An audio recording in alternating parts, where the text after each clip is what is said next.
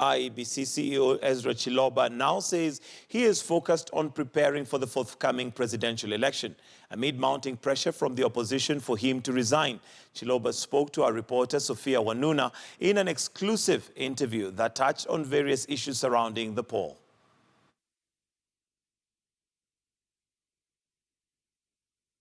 Chiloba must go. Well, first of all, you should be stating that you are seeking refuge from the from the tear gas. That's how we came here. Well, as you can see, first of all, is that we're in the office. We are working, doing what we're supposed to be doing, and yeah, I mean, protests. People have the constitutional right to protest, to be able to state what the issues are. But at the end of the day, I think what will help the country move forward is how you put together those issues, package them in a way that is a solution that will help the country to be able to progress. Knowing that you have 29 days to the election, and the Commission has still got the mandate to be able to do that. We've got not much time left. So what we just have to do now is to try as much as possible to bring all stakeholders on board and to ensure that we're getting ready for this election. And saying that, the chair has already invited the presidential candidates for a meeting tomorrow. We hope they'll show up so that we have some constructive dialogue to address the issues that have been raised by the different stakeholders. The intention being that as a country must be able to pull together to make progress. Right. Yeah. Is it your statement today that you as CEO IEBC do not intend to resign? Well, I've not thought about that. What I know is that I got responsibility before me, and I have to discharge that responsibility. Of course, those who raise concerns, and we can say that people have a right to express themselves, but whatever we do, we must be able to do it within the confines of the law. And given the nature of this office, we've been here before, and we need to learn from the past, even as we look into the future. Yeah. The Supreme Court ruling annulling the presidential election, a serious historical moment for this country. Do you take no responsibility in that annulment? Look, the Supreme Court was also very clear in terms of the observations that they made in as far as the election is concerned. And it's a phrase that they used, that if there was any issue around failure, it's a systemic problem, is a system problem within the institution that we need to focus on, and actually used phrases like reflection.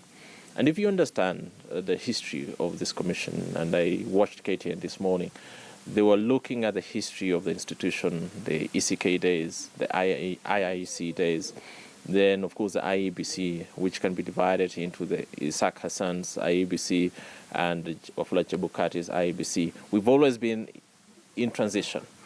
And if there have been any challenges to be addressed in the electoral process, you can actually see that the way in which we've attempted to address those challenges is not a magic bullet. It's not something that you have to fix with one action.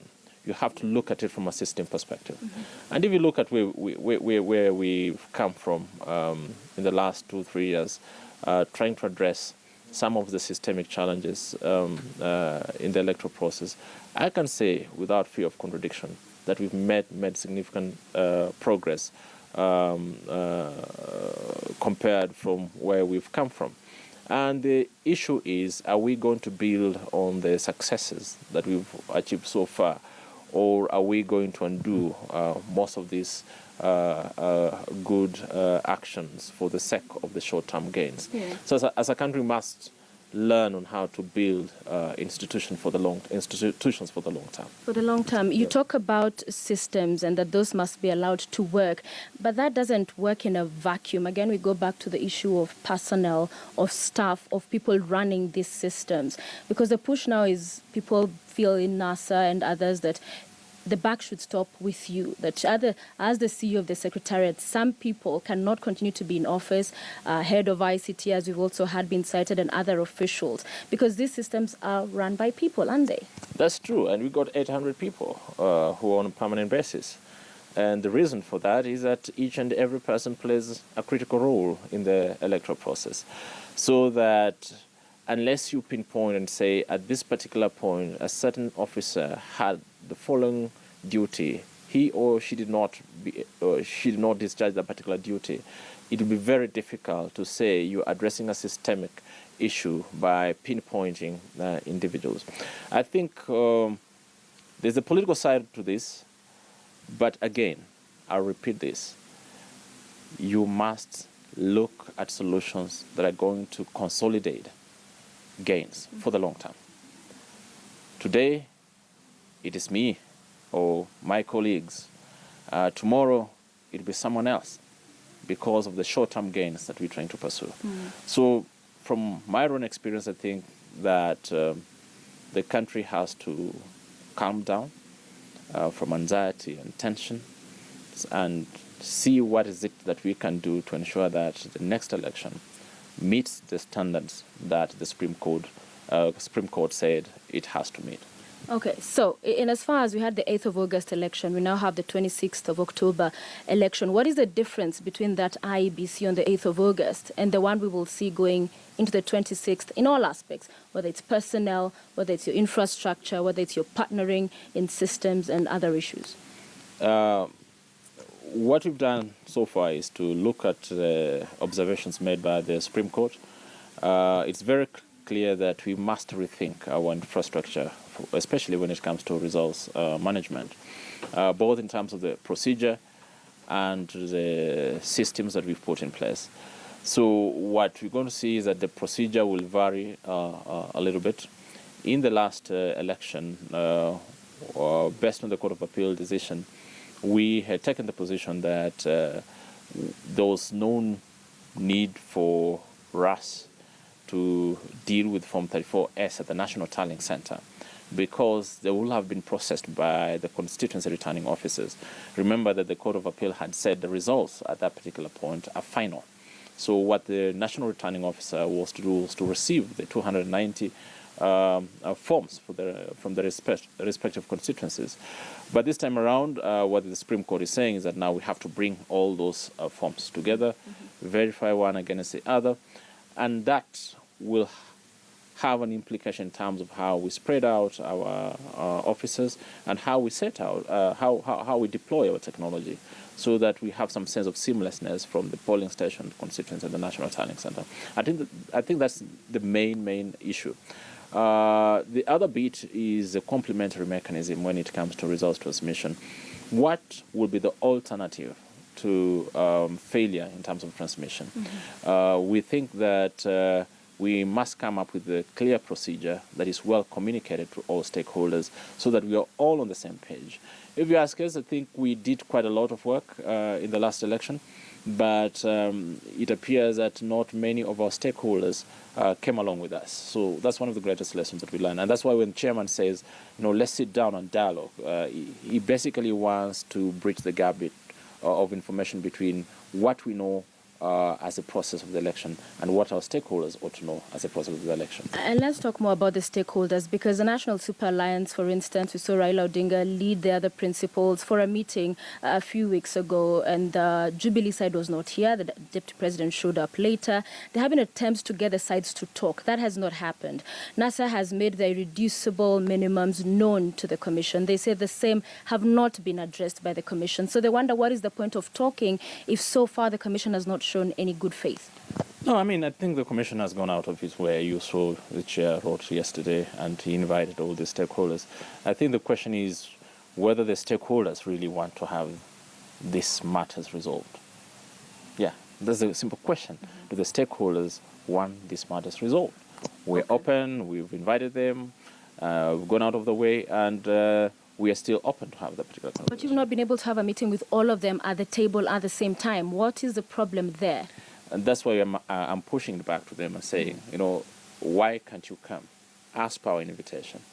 The chair has invited them. He set out the agenda for the meeting, and we hope that by tomorrow all of them will come together. Yeah.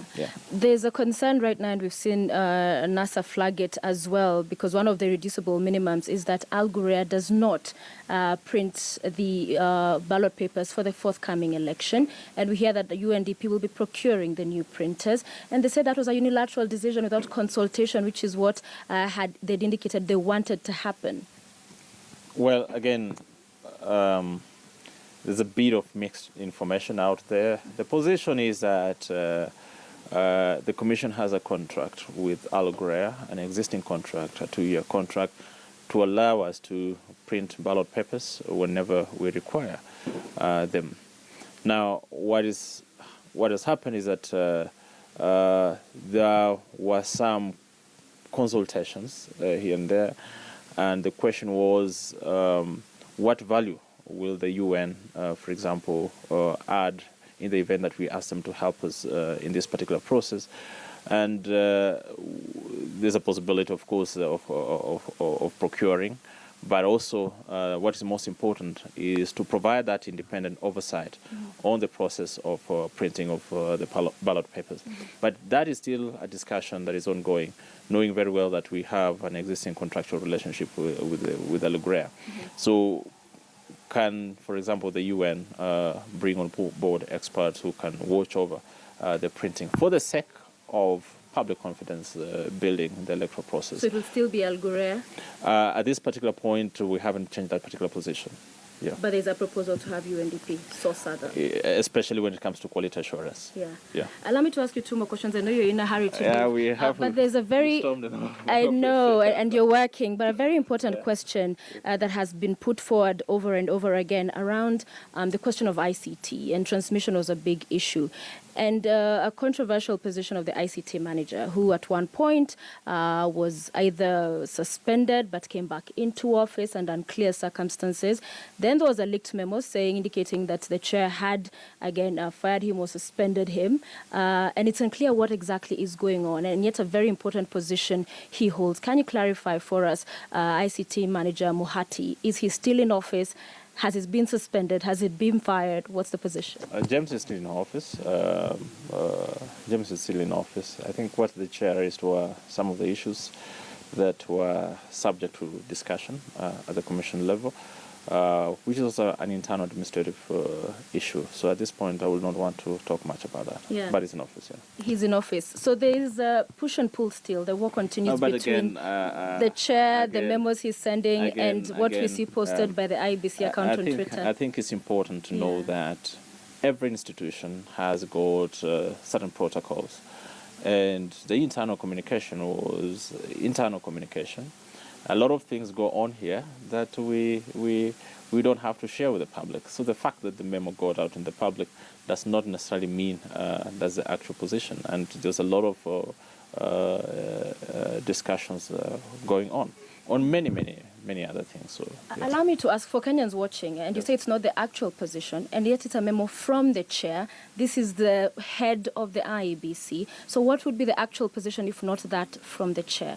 But he hasn't communicated to Kenyans. The Kenyans must know that the internal communication at IEBC, which are done through the memos, the fact that the memo has been leaked, it only tells one side of the story, or the intention is to tell one side of the story, but an institution does not succeed by just looking at it from one side of the story. That's why we said on any issues that have been raised in the past, the Commission will be able to, at the right time, be able to communicate formally to Kenyans. What do you attribute the leakages to? Because they're not doing good for the Commission. It just paints a picture of a Commission in disarray. Well, I think some individuals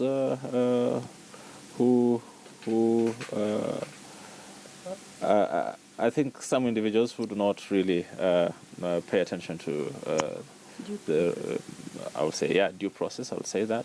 But it's a matter that we're investigating to see what actually happened. Whoever did that, of course, does not have the best interest of the organization at heart. And it doesn't matter how long it takes. We'll be able to track them down, and justice will be done. Yeah. Thank you very much. Final question as we go, CEO, because one of the viewers calling in asking if officials who saw affidavits, you are one of the IEBC officials that saw affidavits that were submitted in the Supreme Court, and those issues were found to be untrue. For example, the security features, we saw Kasait saw several affidavits, and the court found that some of those orders they made were disobeyed. Shouldn't there be action taken against officials who were seen to have misled the court? I don't know what you're stating, but we got our own position in terms of the Supreme Court position, which we have been analyzing, and we have a position on that. You saw an affidavit because you believe in the evidence that you're presenting before the court. At no point did we say that what we were swearing was inconsistent with what we believed in. So I can assure you that we have all our documents together. We are reviewing to see if there are any discrepancies between what we presented to court and what we also have. One of the things I can tell you is that, if you look at it, I think our position is still correct in terms of the nature of the documents that we presented. And if there were any discrepancies, I think we ably explained that, and we'll be revisiting that matter at the right time. At the right time. Thank you. Plans for 26th of October? Kim's kits, are they the same? The same kits. We are reconfiguring them, getting them ready, looking at some of the procedures that perhaps will enhance efficiency, and ensuring that we have as many forms as possible being transmitted this time around. We are working on training very hard, trying to see that the officers who are going to use the KIMS kit really follow procedure. So it's the same arrows, POs? Yeah, but of course based on performance. Some of them, of course, who had issues, we looked at some of the concerns. If we think that the issue that affected your processes is such that does not allow you to work for us again, we're also trying to deal with that particular issue. But one thing I can assure you is that we're getting ready for this, and we're going to succeed. Because in the other petitions going on, some courts have urged that the KIMS kit be preserved for those proceedings. So does the Commission now intend to purchase other KIMS kits in such eventualities? That has been a challenge, and what we're saying is that there's a bit of information gap between what the courts understand as election material and what we understand.